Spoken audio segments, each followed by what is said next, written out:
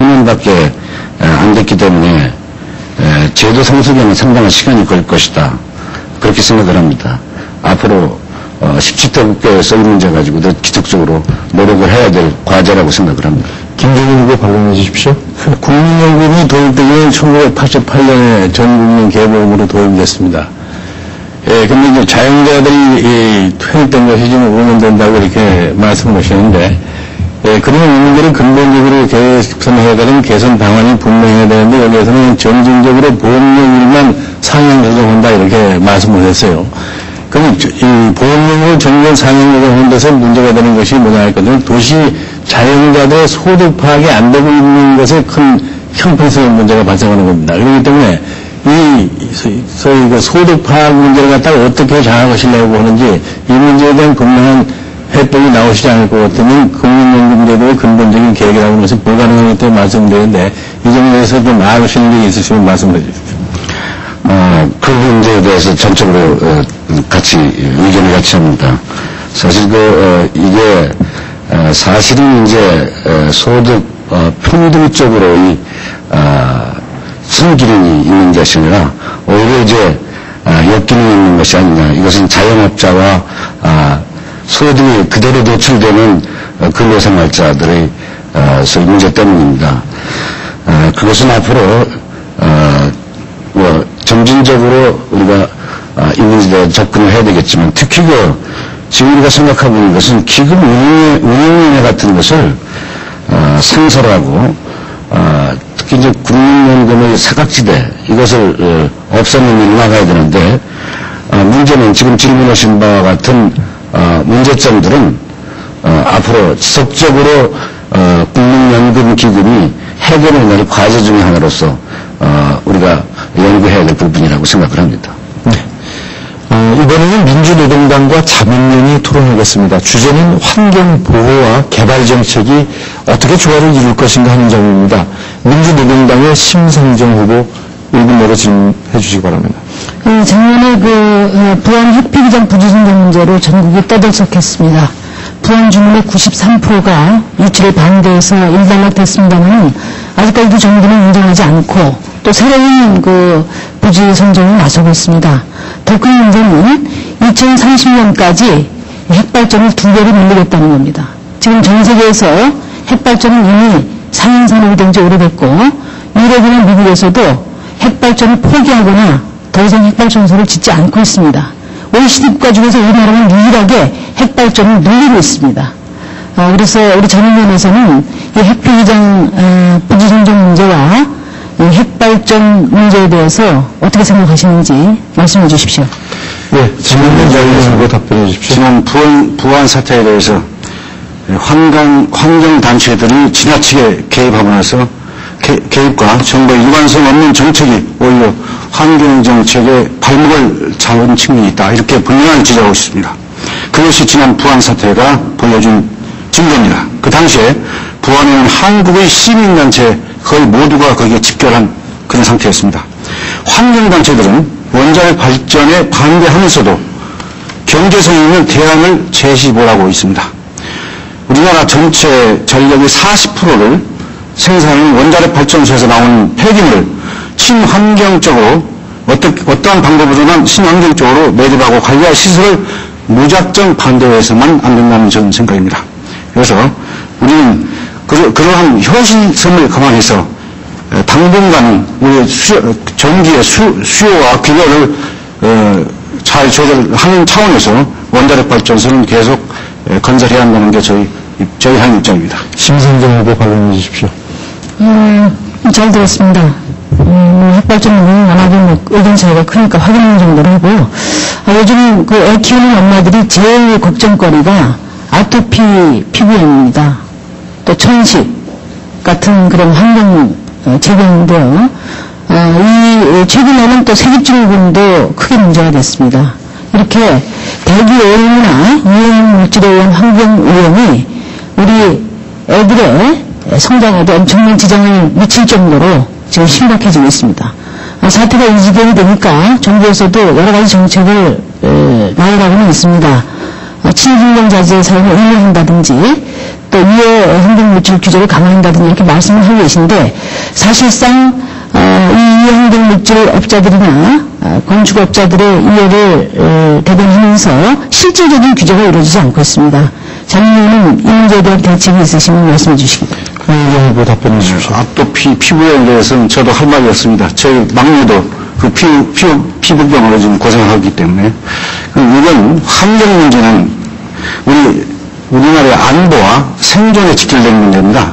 어느 정당이나 어느 개인이나 단체에 속한 문제가 아니고 환경은 범국가적으로 해결될 문제이기 때문에 이는 정부가 강력한 의지를 가지고 어떻게 개발과 개발과 보존을 잘 조화를 이루면서 국가 발전을 꾀하느냐 이런 차원에서 다뤄져야 한다고 생각합니다. 그래서 이 자리에서 환경 문제는 안보 문제이고 생존 문제라는 인식을 가지고 우리 정부나 어떤 당의 그런 차원을 넘어서 어떤 범정부적인 그런 환경 문제의 인식을 새롭게 해서 대책을 강구해야 한다고 저는 생각하고 있습니다. 네. 이번에는 열린 우리당과 한나라당이 토론하겠습니다. 발언 시간은 역시 각 1분이고 답변도 1분입니다. 주제는 사교육비 절감과 공교육 부실에 따른 EBS 강의 문제입니다. 열린 우리당의 박명광 후보 질문해 주시기 바랍니다. 예, 우선 한나라당의 공약을 보면 고교 평준화에서 사학은 모두 제외되는 것으로 되어 있더라고요. 뭐가 제외된다고? 한나라당 고교 평준화 작업하는 데 있어서 사학은 일단 모두 제외한다. 이 소위 사교육비 절감하는 이런 문제에 있어서 대상을 놓고 얘기를 할 때 그래서 고교 평준화를 시도하는 데 있어서 이 외국에 보면 미국 경우는 사교육이 고등학교 경우는 8%밖에 안 되고 영국도 9%, 일본 10%지만 한국의 경우는 지금 고등학교 교육에서 사립학교가 차지하는 비중이 아주 높습니다. 55.2%인데 이렇게 평준화에서 사학을 모두 제외하고 난다면은 평준화에 완전 해체를 의미한다 이렇게 생각됩니다. 이 점을 어떻게 생각하는지 정도를 말씀해 주시죠. 정의원 후보 답변해 주십시오. 네, 박명광 후보께서 말씀하신 것은 아마도 자립형 사립학교 말씀을 하시는 것 같은데요. 실제로 우리 경우에는 고등학교에 사립학교가 많은 것은 사실입니다. 그것은 한나라당의 잘못이 아니죠.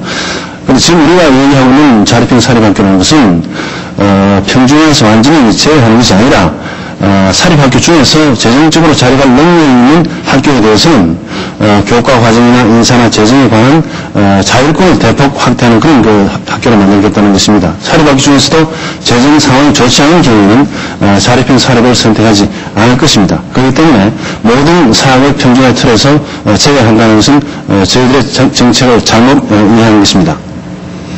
네, 박명광 후보 발언해 주십시오. 또 하나 여기 보면은 소위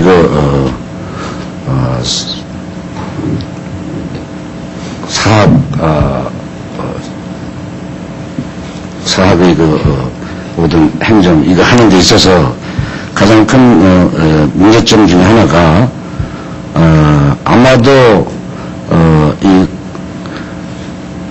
사립학교 평준화 문제를 지금 거론하시면서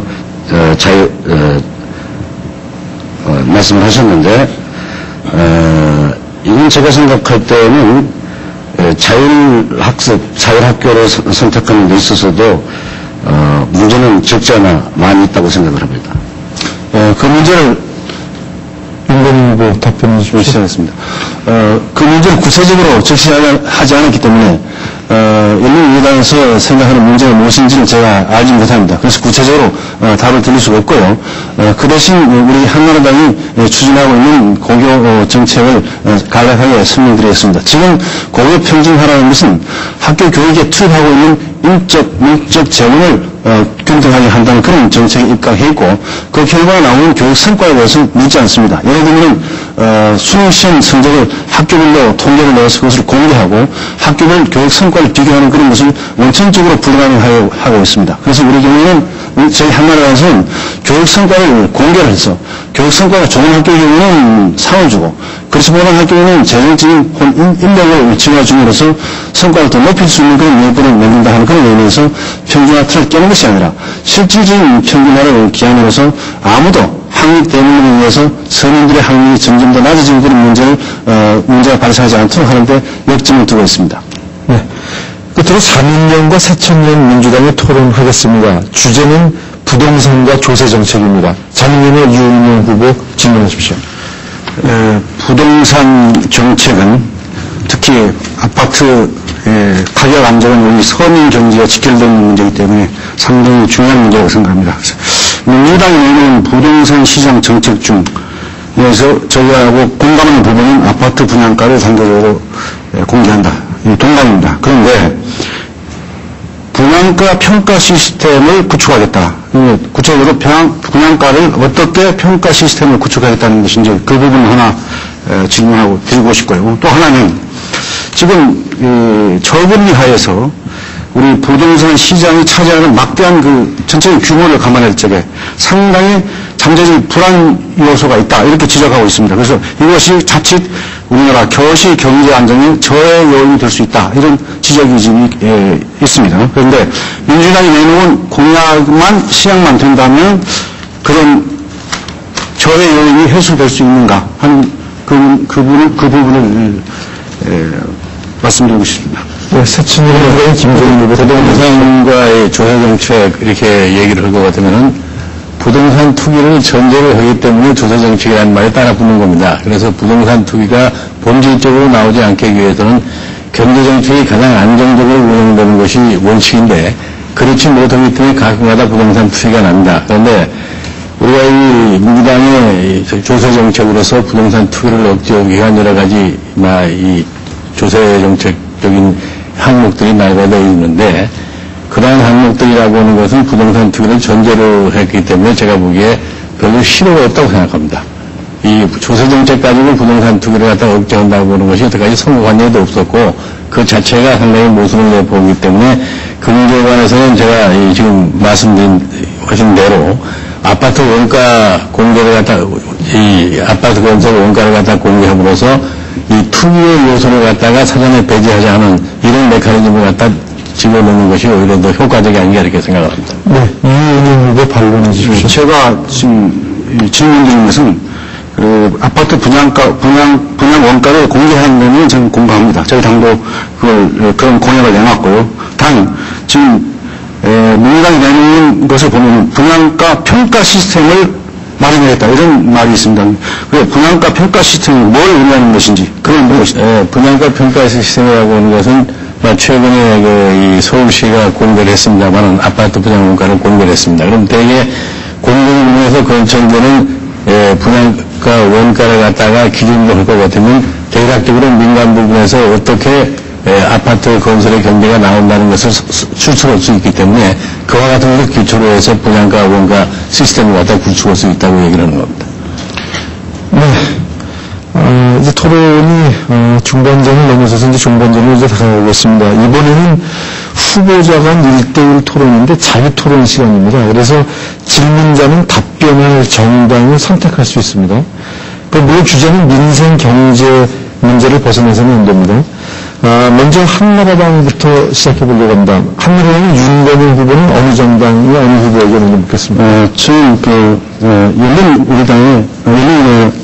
열린우리당의 질문을 드리고 싶습니다. 네, 열린우리당의 박명광 후보께서 답변해 주시고 먼저 질문해 주시죠. 네, 지금 우리나라의 주세 부담률은 약 22.6%에 달하고 있습니다.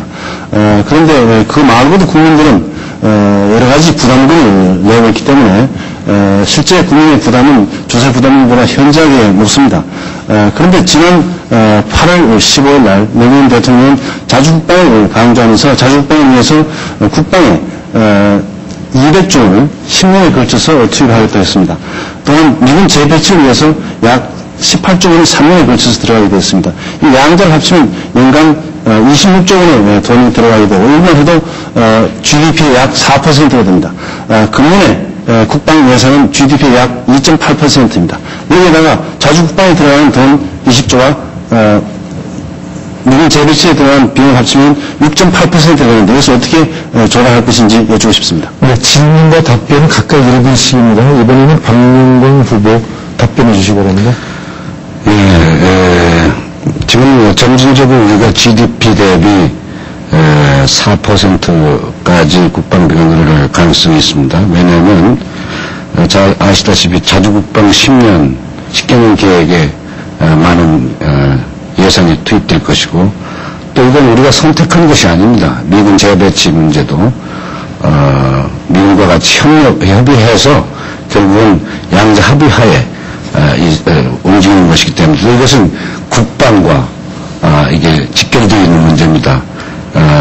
이 예산을 어떻게 만들어나겠냐. 앞으로 경제 성장률이 적어도 1년에 5% 이상 증가를 할 것이고, 그만큼 또 우리의 세수도 늘어날 것이고, 따라서 이 부분은 국방이라는 측면에서 볼 때 그리 우리 재정이 부담하지 못할 만큼의 큰 돈은 아니라고 생각을 합니다. 네, 윤건희 후보 반론해 주십시오. 네, 안보는 국가 전립의 기초이기 때문에 GDP 6.8%가 넘게 들어가도 필요하다면 해야 될 것입니다. 그런데 문제는 원래 우리나라에서는 국방비가 GDP에서 3%만 되어도 이것은 매우 부담하기 어려운 것이기 때문에 GDP의 한나라당이 제시한 4%를 달성하기 어려운 목표라고 말씀하셨습니다. 그런데 지금 한나라당이 4% 들어가게 되면 200조 원을 10년에 걸쳐서 쓰는 것이 아니고 20년에 나누어 쓰기 때문에 연간 조달해야 될 비용이 그렇게 줄어든 것입니다.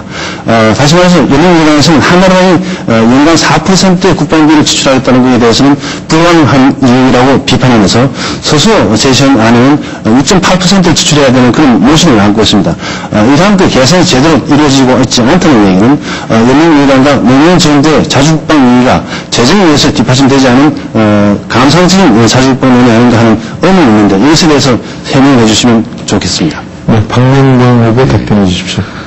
국방 문제를 감상으로 말씀하시는 건 조금 더 문제가 있다고 봅니다. 잘 아시다시피 우리는 지금 남북 관계를 평화정착으로 화해 무드로 이끌어내는 한편 한미 동맹 관계도 우리가 공고해야 될 그런 입장이 있습니다. 그래서 우리가 통일이 된다 하더라도 국방비는 계속 우리가 지출해야 될 그런 입장이 있습니다. 또 어떤 의미에서는 통일부가 이 정정을 살펴볼 때 우리 튼튼한 국방 위에 그 다음에 평화 정책의 추구가 있을 수 있기 때문에 이 문제에 대해서는 저는 우리가 앞으로 계속 연구 검토해야 될 부분이지만은 우리 국방을 위해서 감당해야 될 만한 수준을 감당을 해야 되는데 아마 그보다는 계산상으로 너무 많은 액수가 책정됐다라고 이렇게 생각이 드는 거죠. 네. 이번에는 새천년 민주당 김종인 후보가 질문하실 차례입니다. 어느 정당의 어느 후보가 하시겠습니까? 열린민주당에 대해서 묻겠습니다. 네, 다시 열린민주당 박명광 후보에게 질문하시겠습니다.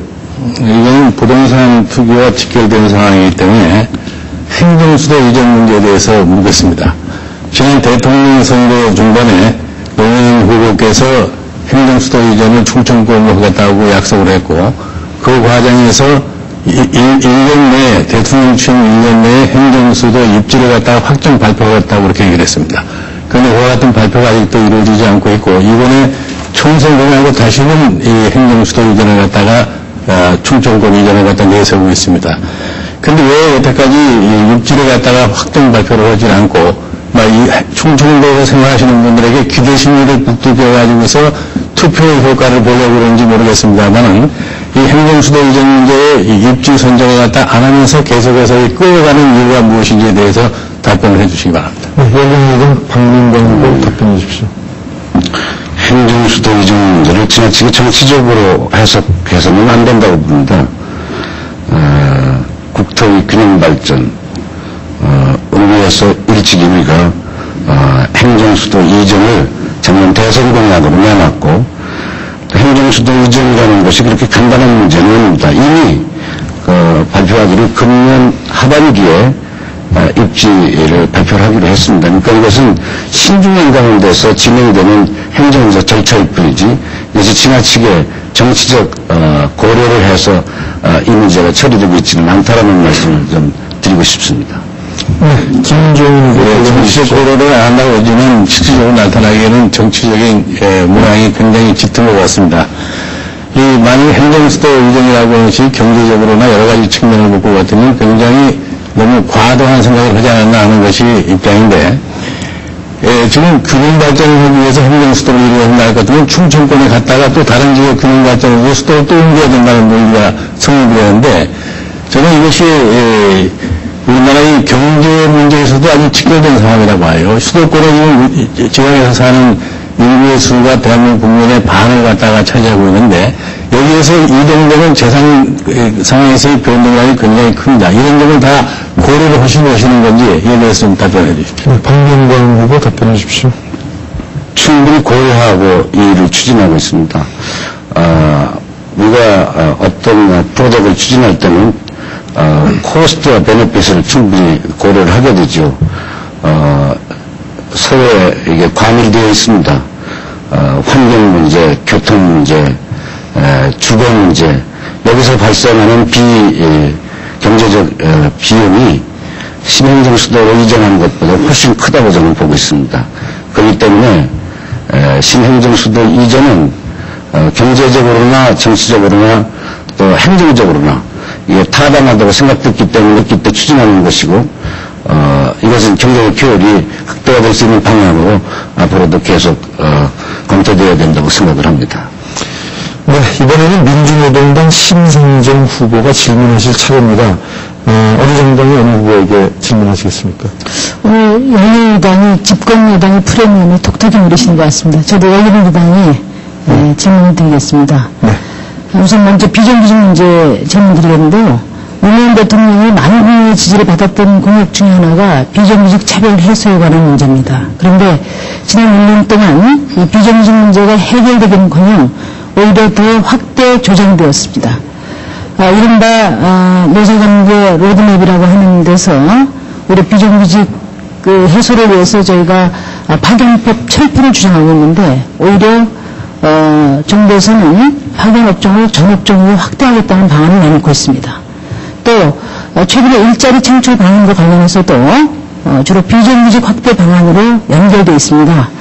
열린우리당이 집권 여당을 자임하고 계시기 때문에 대통령 공약을 지켜드릴 책임이 있다고 생각하는데 이 비정규직 해소 문제에 대한 구체적인 정책을 말씀해 주십시오. 열린우리당 박명광 후보 답변해 주십시오. 네, 굉장히 어렵구만요. 사실 야당의 경우에는 정책 내는 것이 반드시 그렇지는 않습니다만 그렇게 어렵지 않을 것 같습니다. 여당의 경우는 정책 하나를 내놓으라도 책임이라는 것이 뒤따르기 때문에 그렇게 쉽지가 않습니다.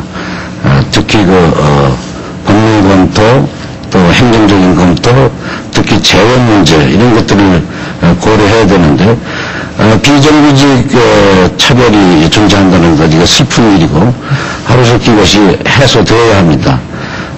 그런데 이게 하루아침에 이게 해소될 수 있는 성격의 문제는 아니라고 봅니다. 앞으로 정부와 관련 단체들이 이 문제에 관해서 깊이 또 논의를 하고 거기에서 일어나는 피드백 효과까지도 고려를 해서 충분히 우리가 검토를 한 뒤에 그리고 점진적으로 해결해 나가될 성격의 것이라고 생각을 합니다. 네, 심상정 후보 반론해 주십시오. 이 문제 역시 연동된 문제인데요. 최근에 열린우리당에서 일자리 창출 방안을 많이 내놓고 있습니다. 그런데 일자리를 늘리는 것도 중요하지만 안정된 일자리를 얼마나 확보할 수 있느냐가 더 중요한 문제라고 생각하거든요. 최근에 공공부문 일자리 창출과 관련한 대책 중에서 정부 산하기관이 인문관리공단에 2,000명의 대졸자를 상담사로 채용을 했습니다. 그런데 이 상담사들의 월급이 월 60만 원이고요. 그것도 1년 계약직입니다. 7, 8천만 원씩 들여서 4년 대학 맞춰가지고 월 60만 원의 1년 계약직 일자리를 과연 바람직한 일자리라고 또 바람직한 대책이 될 수 있다고 생각하시는지 말씀해 주십시오. 네, 박명광 후보 답변해 주십시오. 그래서 이게 바람직한 대책이라고 말할 수 없죠. 저도 대학에 있는 사람인데 4년간 열심히 공부하고 학점 따서 졸업하고 나서 사실은 그 직업을 얻지 못하는 제자들을 보게 되면 자괴감을 금할 길이 없습니다. 그렇기 때문에 우리가 일자리 창출, 그것도 청년 일자리 창출에 심의를 기울여야 되는데 그게 쉽지가 않다는 것도 현실입니다. 물론 연금관리공단에서 대졸자가 상담사로 취직하면서 60만 원 어떻게 보면은 슬픈 일이기는 하지만은 앞으로 대기 중에 있다라고 생각하면 또 다른 좋은 일자리를 찾을 수 있는 계기가 오고 어떤 면에서는 이런 일자리도 없는 사람들이 있다라는 생각을 해서 경제가 마침 좋아지고 있으니까 아마 이건 빠른 시간 내에 해결 가능하리라고 봅니다. 네, 이번에는 열린우리당의 박명광 후보가 질문하실 차례입니다. 먼저 어느 정당 어느 후보에게 질문하실지 말씀해 주십시오. 저는 한나라당에게 질문을 하겠습니다. 네, 마찬가지로 시간을 1분씩 드리겠습니다.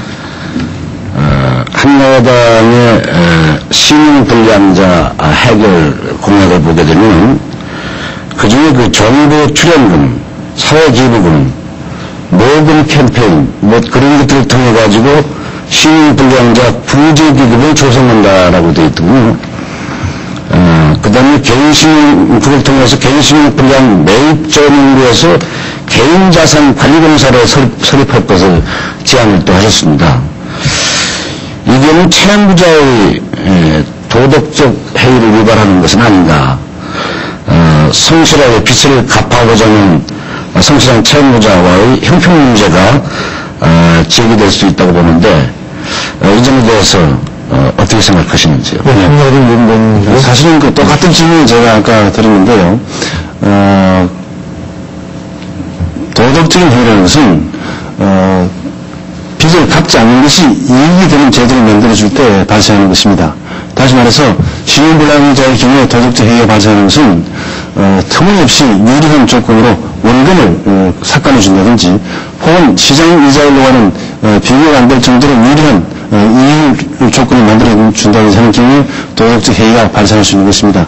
그러나 만약에 신용불량자가 정상적인 그 은행과의 거래에서 신용을 회복하는 데 필요한 부담을 지는 그런 조건으로 신용불량자 지위를 해소해주는 그런 정책을 수행한다면 그것은 도덕적 해이가 발생할 여지가 없는 것입니다. 그리고 이러한 그 사업을 하는 데 필요한 자금을 어떻게 조달하느냐 하는 그 문제는 도덕적 해이와는 전혀 별개의 문제로서 다른 차원에서 다뤄져야 할 것이라고 생각이 됩니다. 네, 박명광 후보 발언해 주십시오. 또 하나 마지막 질문인 것 같아서 말씀을 드린다면은 신용불량, 그 다음에 경제불안 뭐 이런 것들을 한나라당은 그동안 또 야당들은 집중적으로 이제 이번 정부에 대해서 실정이라고 비판을 해왔습니다.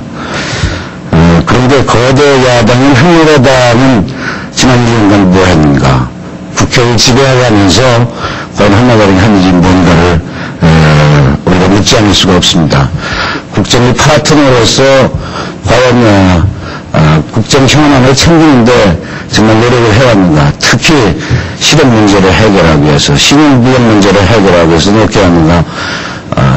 그 중에서도 저는 작년에 신용 회복 문제를 다루는 안건을 국회에 제출했는데 이거 통과 안 되다가 1년을 끌다가 금년 3월에 와서야 이 구제 안건이 통과됐다는 것만 봐도 한나라의 책임이 없지 않다 이렇게 생각하는데요. 네, 김건희 후보 답변해 주십시오. 네, 국회의 다수 정당으로서 국정 운영에 일정 부분의 책임을 지는 것은 너무나 당연하다고 생각됩니다. 그러나 대통령이 행정부에서 경제를 운영하는데 중추적인 역할을 하고 있습니다. 그렇기 때문에 열린민주당에서 한나라당에게 경제 파트너의 책임을 전가한다는 것은 그야말로 경제 운영을 무책임하게 해왔다는 반증이라고 생각이 됩니다.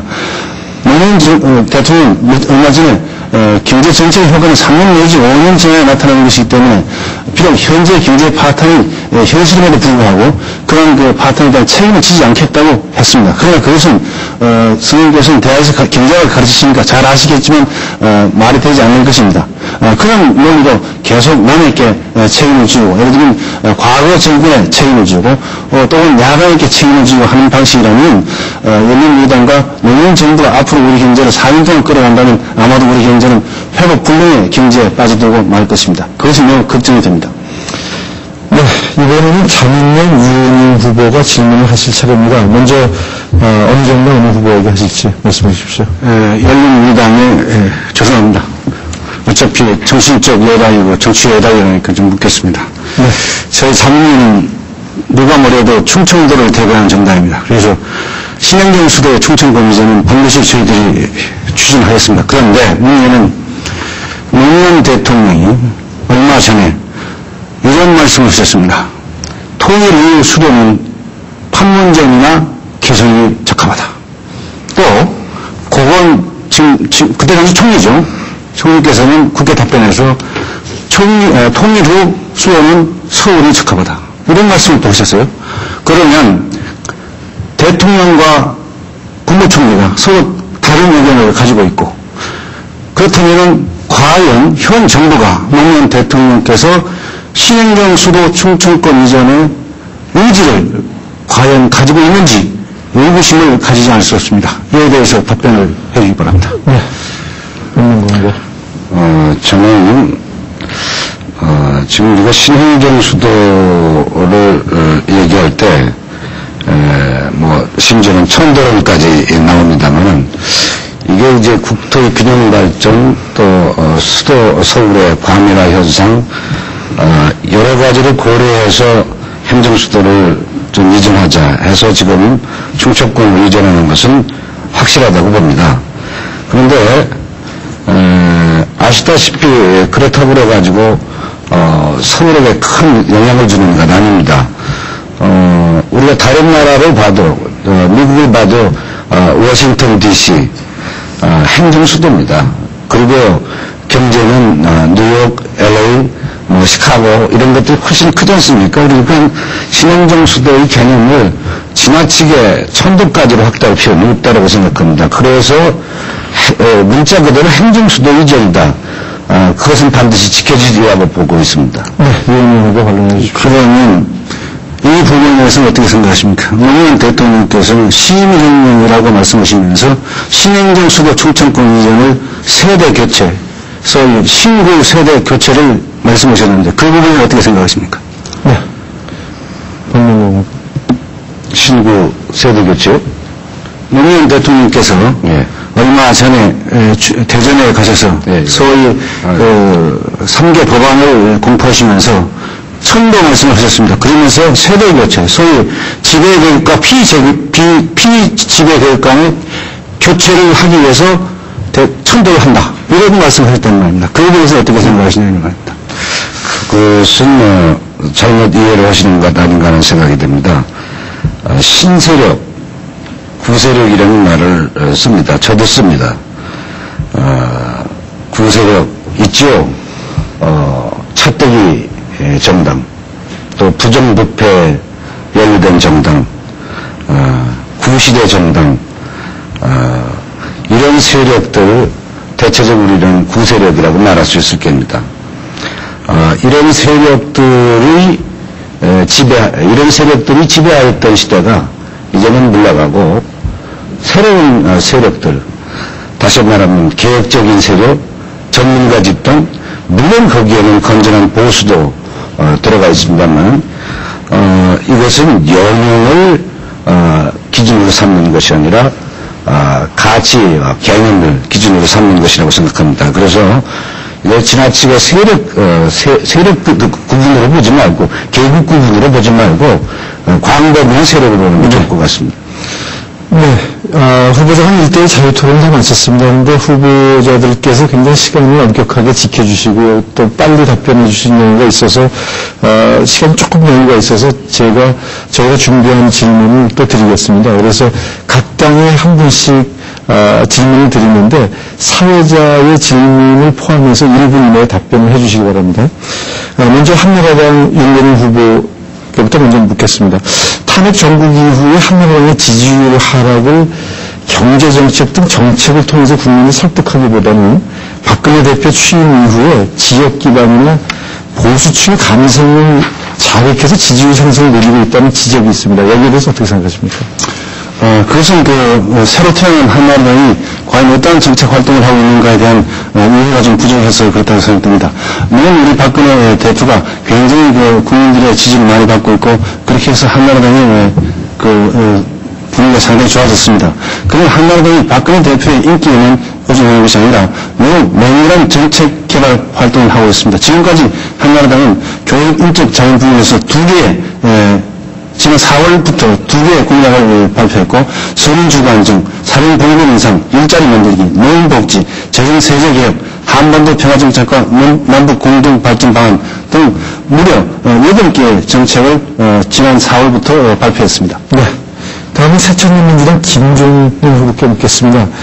민주당이 정체성 문제가 논란이 되고 있는데 정책이나 비전을 제시하기보다는 최근 추미애 선대위장의 광주 3보 일가가 호남 정서를 자극해서 신지역주의를 부활시킨 것이 아니냐는 비판이 있습니다. 어떻게 생각하십니까?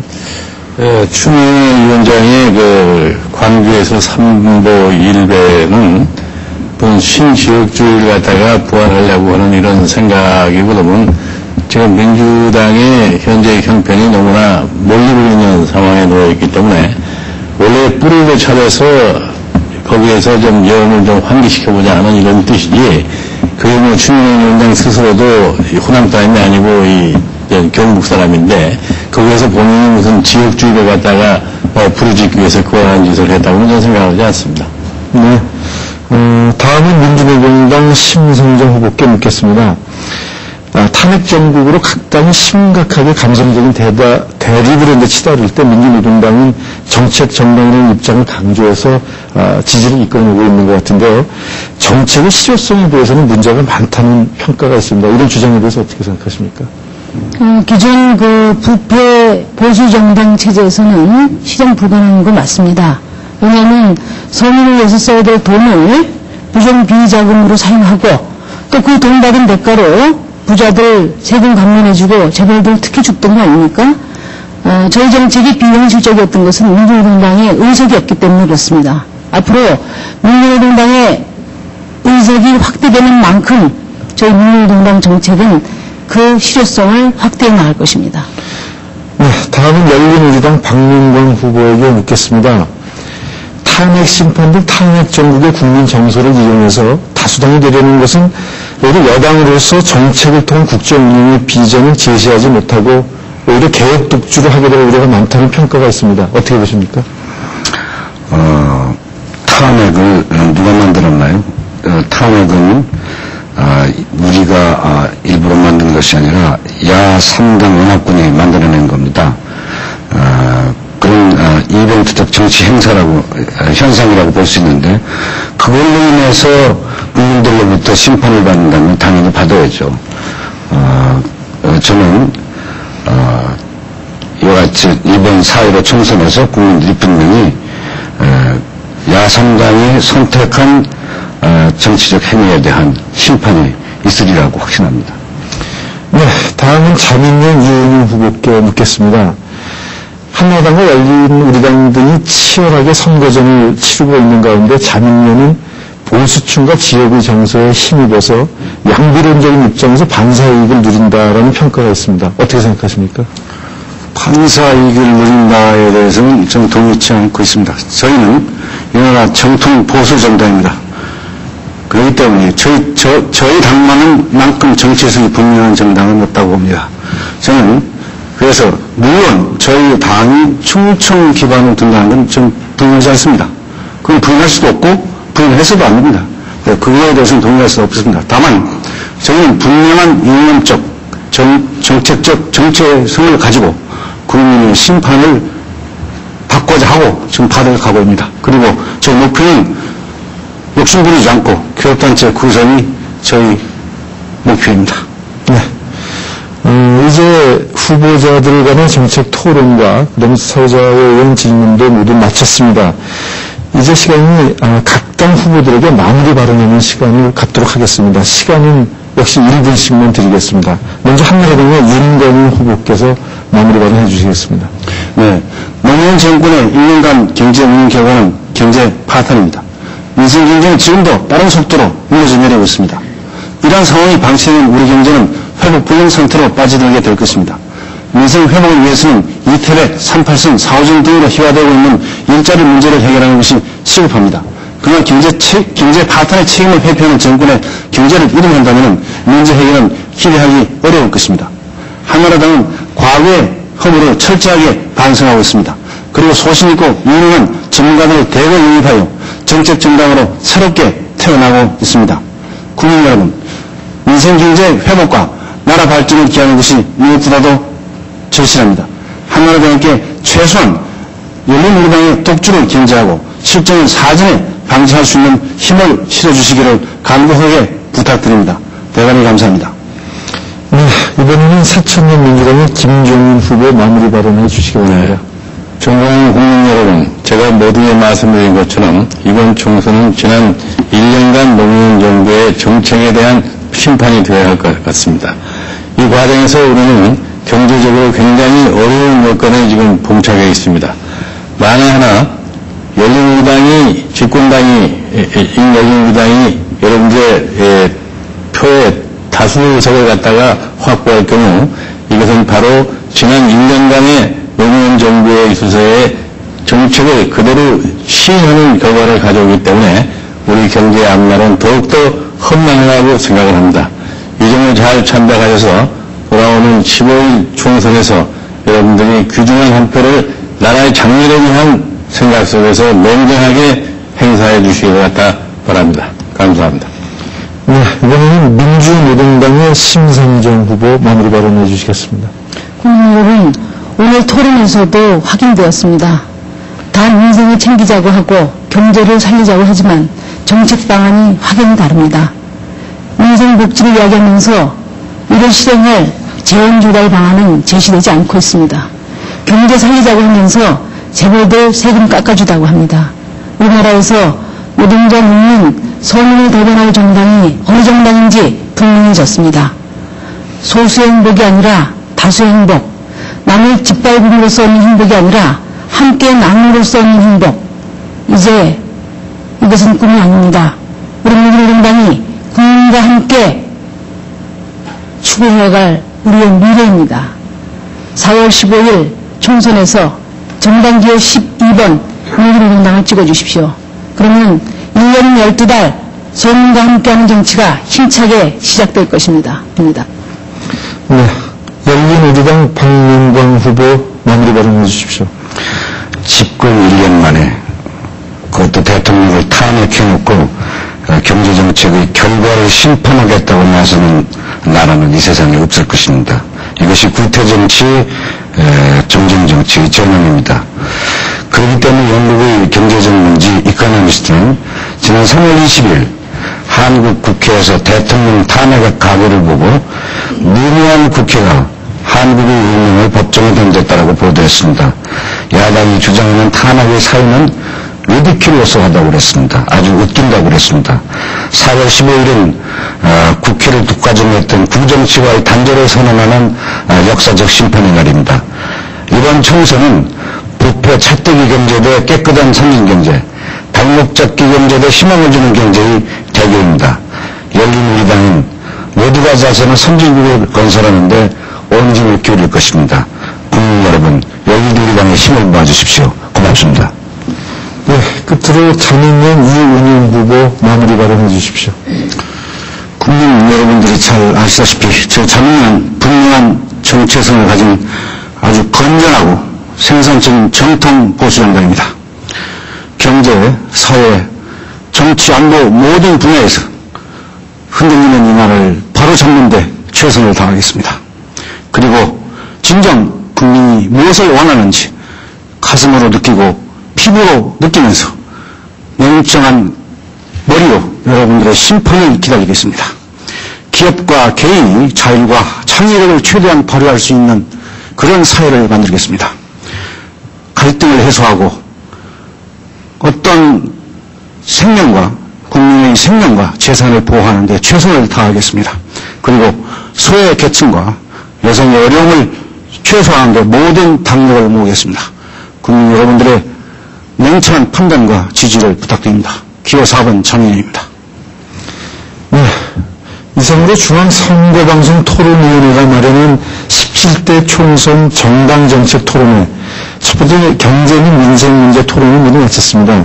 여러분들께서는 각 당의 후보들이 이야기하는 그런 내용들 또 토론의 내용들을 참고로 하셔서 여러분들이 많은 도움이 되셨으라고 생각합니다. 특히 이번 총선은 역사상 처음으로 지지 후보와 지지 정당을 분리해서 투표하게 됩니다. 오늘 토론은 특히 지지 정당을 선택하는 데 많은 참고가 됐을 것으로 저희들이 기대해 봅니다. 오랜 시간 토론에 임해주신 각 당의 후보들 그리고 또 나와주신 여러분들 고생 많이 하셨습니다. 각 당의 균형과 형편을 맞추다 보니까 토론 진행이 다소 기계적이고 딱딱해졌던 점이 있었던 것을 양해를 바랍니다.